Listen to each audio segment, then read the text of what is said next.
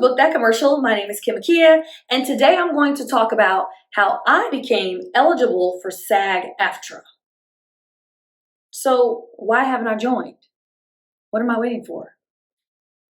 And at the end of the video, I'm going to go over some requirements that each actor needs in order to become eligible for SAG-AFTRA membership.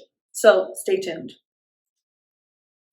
So if you don't know, or maybe you do know, but if you don't know, I started my acting career in New York. I'm from New Jersey. I'm from the New York, New Jersey, Connecticut tri-state area. So I started my acting career in New York.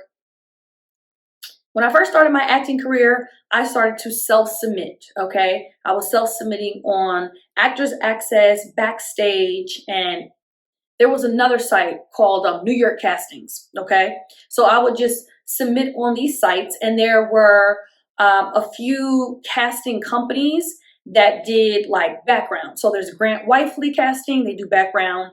There is Background Inc. in New York. I don't know if they're still in existence, but they did background, but their background was really for like commercials. So they did a lot of commercial background. So I was like wanting to really get in with them, and because that was good money, that was really good experience, because the union commercials, doing background on them, you would obviously make more money as a background artist versus if you did non-union background. The pay is better, okay? So I had signed up for those two companies. I also signed up with, I believe, what's the other name? Casting, oh my God, Central Casting, which is another major extras background casting company, and they have offices in New York, LA, and here in Atlanta as well. And Grant Wifely, I think they might have a location in LA as well. But anyway, I had signed up for these three background companies, as well as I was submitting to student films and short films in the very beginning of my career. And so, which is around 2011-ish, end of 2010, going into 2011-ish, that's when I really started to pound the pavement and work on like really pursuing this as a career. Okay, so I did background a few times. I really wasn't big on doing background. I was very selective about what type of background I did in the beginning. I know that there's, different thoughts on background. A lot of people think that, if you do background, you're going to get discovered. I mean, that's really, really extremely rare. Then some people, that's all they want to do is background. They enjoy doing that. Some people, this is a part-time hobby for them. A lot of retired people do background. Or, in California, where union commercials are king, you have people that are commercial acting background people, and that's all they do. They do background on commercials and TV and film, and that they can actually make a living off of that. Okay. And so there's different types of background, I think mindsets, different types of career. It's really interesting when you work in background and you just get to talk to these people. I shouldn't say these people. Oh my gosh. You get to talk to people who do background consistently, and they've done it for years. Just to hear them talk and like their mindset, it's really interesting, because as an actor, my mindset is I want to get into a class. I want to learn. I want to train. I want speaking roles. But everybody doesn't want that. Everybody doesn't need that, So, or people think that they can do things differently to get where they want to go. Again, it all comes down to what are your actor goals, okay? So for me, in the beginning of my acting career, I signed up for some casting sites while I was submitting and auditioning for like short films, student films, and even commercials that I would, find on these sites as well. And so I was very selective, like I said, when it came to choosing background. Now, I can probably count on hand the amount of like background projects that I've done, because like I said, I was very selective. So I remember one of my first big background projects that I did was the feature film Friends with Benefits with Mila Kunis and Ashton Kutcher. And let me tell you something, that was the most fun experience I've ever had on a film set in my life. First off, this is a huge Hollywood production. I was a part of a dance mob. Me and my friend, we got cast, and we literally, there was a hotel across from, not Penn Station, I think it's Union Station. not Penn Station in New York City. There's the other railroad station. I think it's Union Station. Anyway, I can't remember. The other big rail station. So anyway, right across the street, there's a huge hotel, and literally about, I want to say at least 200, maybe even 300, probably around 200 extras. We were in that hotel for probably half of the day before we actually went to set, and we were learning the choreography. Like, we were a flash mob, so we had to learn choreography. It was so much fun. They fed us. I mean, the food was just like unlimited. When you work on a feature film, like that's that huge, like it's a huge Hollywood feature film, like with A-listers, like the food, the craft services is like amazing, okay? We were on set all day long, don't get me wrong, but I mean, it was just, and I had one of my close friends with me. We did it together. It was just like so fun. And like, even when I watched the movie at the end, it just brings back so many fun memories of that day, the day that I spent with my friend, learning choreography, being on set. Literally, I was standing next to Ashton Kutcher and Mila Kunis, like, and I looked up to her for so long. She's like one of my favorite actresses. So I'm like, oh my God, is this really happening? Oh my God, it was like so great. So that was my first, I think, really big background job. And I think that was either like my junior or senior year of college, or like a year after college. So it was literally like right after college, or like, yeah, the end of college. And so I went to school for television and film production because I wanted to work behind the scenes. I really wanted to do on camera, but you know, I told myself that you can't do that. You do behind the scenes, okay?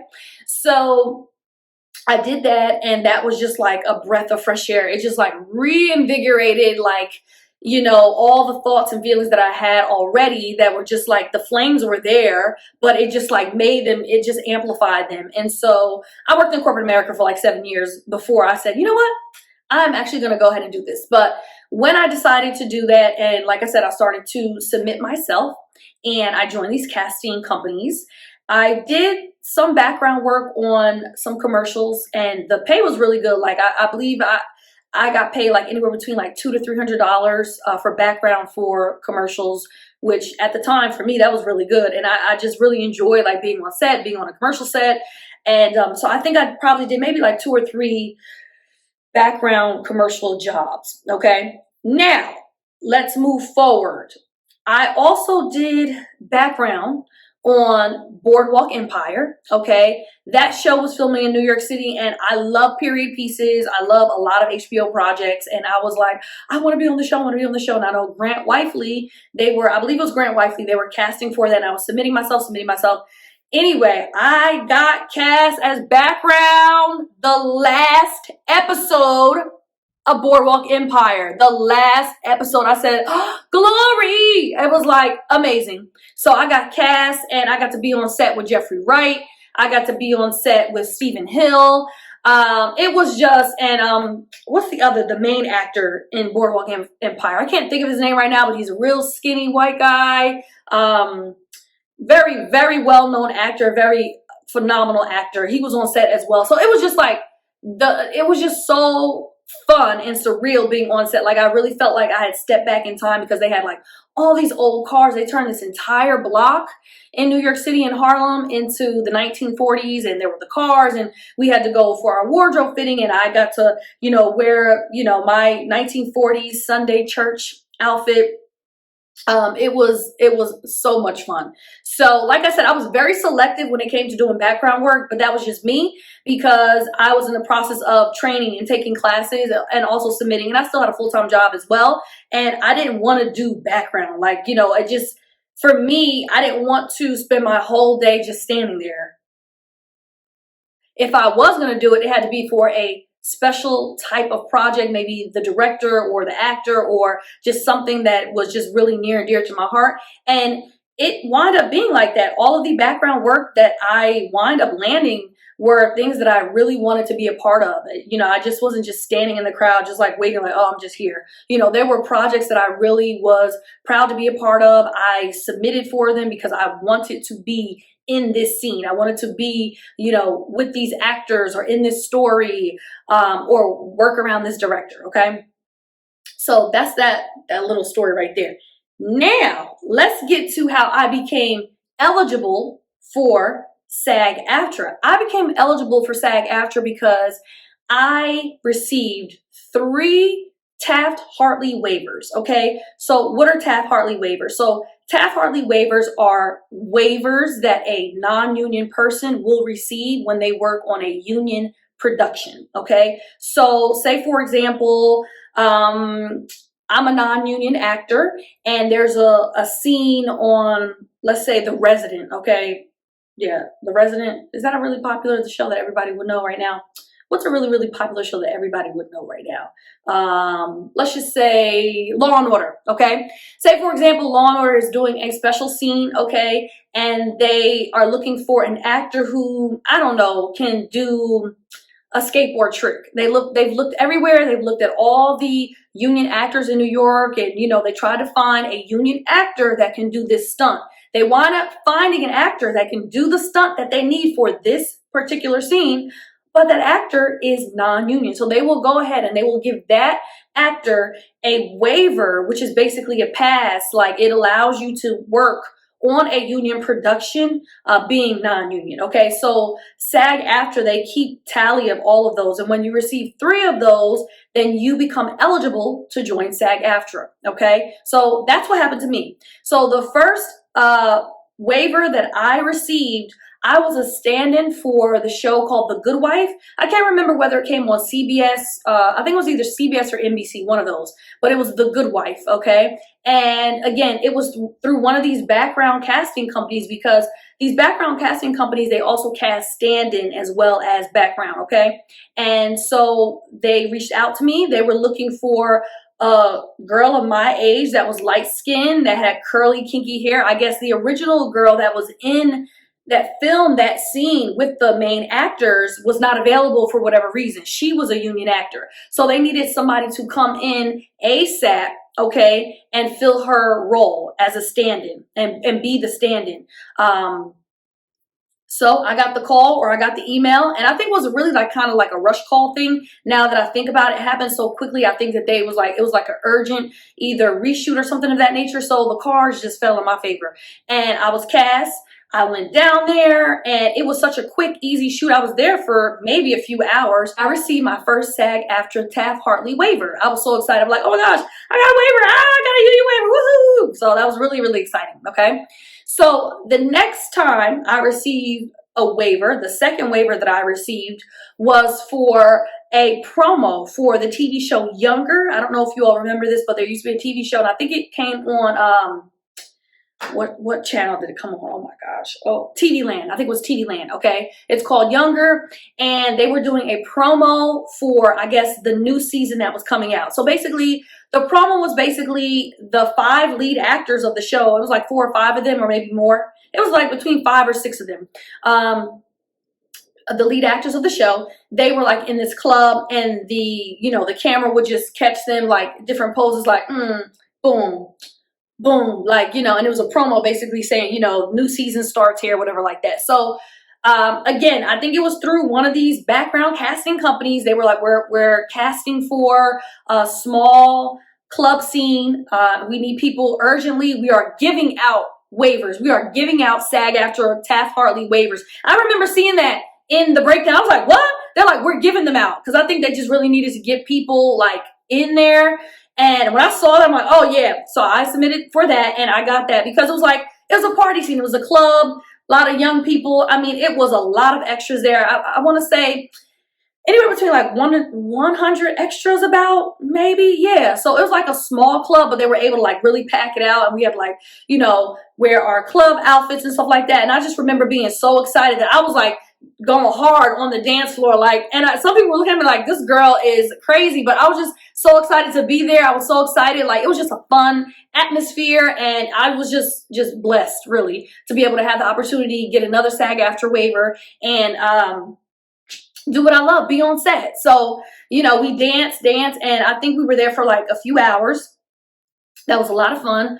And I got my second SAG-AFTRA Taft-Hartley waiver. Okay, so that's number 2. Okay, now, shortly thereafter, I get my third SAG-AFTRA Taft-Hartley waiver. Okay, so again, this is through one of these background casting companies. So there was a show on HBO called The Get Down, which is one of my favorite older shows. Like, I really enjoyed the show. I watched every episode. There was only one season, unfortunately, because I think the budget was like so huge. And the director of the show was Baz Luhrmann, who was the director of The Great Gatsby with Leonardo DiCaprio. And I love Leonardo DiCaprio. I love The Great Gatsby. So I was like, oh my gosh. When I saw that, you know, he was doing a TV series in New York City, I was like, oh, I got to get on there. I don't know how, but I got to get on there. I want to be in background, but not just any background. So let me tell you what happened. So, you know, I was registered with this casting company, this background casting company. One day, the show needed to shoot a really small scene where they only needed, I want to say 10 actors for the scene, because they were just shooting some outside exterior shots of like 3 or 4 of the main characters like interacting with each other. And so they just needed filler people to like walk around the sidewalk and go in the stores, like just help build that atmosphere. But it was like a really, really small, closed set. Somehow, the universe, I got cast, okay? So I went down, I had my fitting. Again, I had my, my 1970s wardrobe. And I booked it. I worked on that set, and that was so much fun. That was like, it was really fun being a part of like a smaller set. It's a professional, it's an HBO film. And that day, I believe that day, actually Baz Luhrmann was there that day, because usually when you have really, top-notch directors like that, and they are a part of like a television series like this, they might not be there for every single episode. It just so happened that Baz Luhrmann was directing that episode the day that I was there. And maybe because it was like a smaller scene and it was like near the end of the series. But I was like, wow, I am on set on an HBO show set in the 1970s. I love period pieces. And Baz Luhrmann, a huge director, is here in the flesh, talking, directing. I mean, just is like, what? This is amazing. Like, so this is why when I said earlier, I pick, I put my intention out into the universe. Like, if I'm going to do background, I want to be intentional about what background I do. Okay. Just like with acting roles, like you don't want to just submit to any and everything. You want to be intentional with everything that you do in your life. Okay. And so this is an example of that. So it was just a phenomenal day on set. I don't have anything bad to say. I had 3 great experiences. And when I left there, I got my 3rd SAG-AFTRA Taft-Hartley waiver, and I became officially eligible to join SAG-AFTRA. So I was just like, whoa. And all of these 3 happened within a span of 2 years at the most. I think a year and a half, maybe 2 years. It was like really quick. And I know I met a lot of people on my working in background. I met a lot of different people, and a lot of these people have been doing this for years. They're trying to get that waiver. They're trying to get that 1 waiver, that 2nd waiver, that 3rd waiver. They just don't know, they're working on all these different shows, trying to come up with a strategy. And some people start doing background and they get waivers like this. Okay. Like, I met one guy within like 6 to 8 months, he had like 6 waivers. I mean, it was like crazy. And then there's some people that do this for years, like 3-4 years, and they haven't even gotten one. So it's really, really interesting. So that's my story about how I got 3 SAG-AFTRA Taft-Hartley waivers, okay? And I am now eligible to join SAG-AFTRA. All right, so let's go on to the next question, which I know some people probably think, oh, why have you not joined SAG, okay? So that is a really, really personal decision. Every actor has to make that for themselves. Again, that ties back to what are your actor goals, okay? And then that will help you decide whether you need to or should join SAG-AFTRA, okay? So this is why I have not joined yet, okay? So I have not paid the $3,000 yet, because that's basically the only thing that they need from me. They need the $3,000, and that's basically it. I'm a member at that point, okay? So when I was in New York, like, I was a commercial queen, okay? Commercials were my thing. That was my world. That was my bread and butter. That's 95% of the work that I did when I was in New York were commercials. Non-union commercials in this day and age, they are taking precedence over union commercials, especially in Atlanta and New York, okay? The big union productions, commercial productions still happen out in California, but there's still a lot of non-union as well. Non-union is just taking over, okay? Because our world is changing. It's more digital. People are not watching television like that anymore. Things have changed, okay? So because non-union is king, I was working on a lot of non-union, auditioning for lots of non-union, booking lots of non-union, busy with commercials, and I enjoyed that. I loved it. It was my bread and butter. I just really, that was just my world. And so it did not make sense for me, Kim Akia, not her, him or her. It did not make sense for me to go ahead and join. Did I counsel with my manager? Yes, I counseled with my manager. I did counsel with an agent that I had as well. And they said the same thing. It doesn't make sense because non-union work is just like ridiculously all over here and all over you, Kim, and all over this market. So it just didn't make sense. It doesn't make sense for me to join, okay? Now, am I going to join? Absolutely, yes. When I move to LA, that's when I will join SAG-AFTRA. I'm here in the Southeast, in Atlanta, in the state of Georgia. The state of Georgia is a right to work state, okay? So you don't have to join the union. You can be non-union and you can work on union production after union production after union production after union production. Okay, because the way it works here, the state laws, this law is a right to work. So yeah, so because of that, it doesn't make sense for me to join SAG if I'm still living in the South. If I go back to New York, then yes, because at that point I want to be able to book Law and Order, okay, and book those shows. So yeah, I will definitely join if I move back to New York. But while I'm here in the Southeast, it just does not make sense. I was going to in 2022, but then I'm like, do you really? Yeah, it doesn't make sense to dish out that money for something that's really not going to be of benefit to you, really, where you're at right now. So, but when I move to LA, I'm definitely, for sure.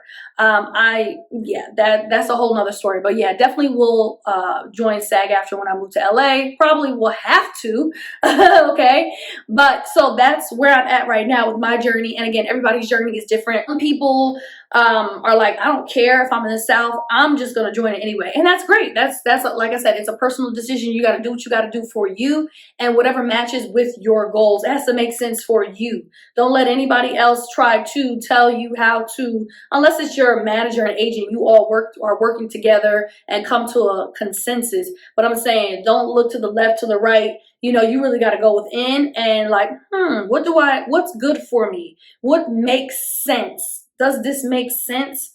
That's what you want to ask yourself, okay?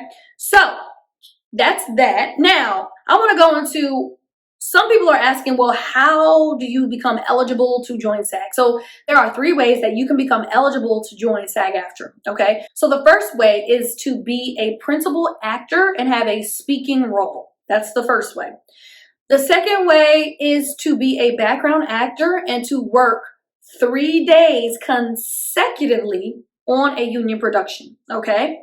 And then the third way is the way that I got in, which is 3 waivers, which is basically the second way, because if you work 3 days consistently as a background artist on a production, that's first waiver on the first day, second waiver on the second day, third waiver on the third day. So that's 3 waivers consecutively, okay? So that's one way. Me, I didn't get mine consecutively, but I wound up getting 3. So that's how I became eligible. So those are some ways that you can become eligible to join SAG-AFTRA, okay? So wherever you're located, you definitely want to look into, you know, if it really makes sense for you. If you're in LA and you have 3, if I was in LA, oh yeah, I'm like, let me go and pay this money. Yes, I think it's of a great benefit if you are in the state of California, LA. So anyway, also New York is a really great place to join if you are primarily doing a lot of television and film auditions, okay?